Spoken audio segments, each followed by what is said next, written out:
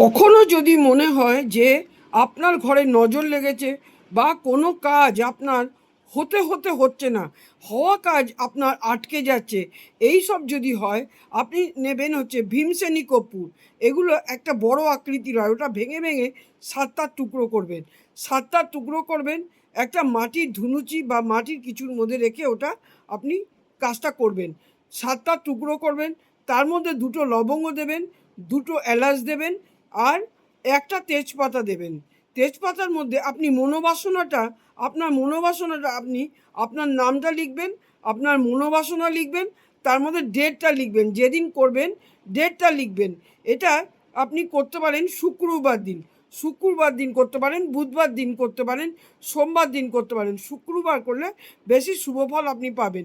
এবারে কি করবেন, ওটা আপনি সন্ধেবেলা সূর্য অস্ত যাওয়ার পর আপনি ওটা মনোবাসনা করে আপনি জ্বালান। 6টা শুক্রবার যদি করেন, 6টা শুক্রবার করবেন, যেই দিন করবেন 6টা করবেন।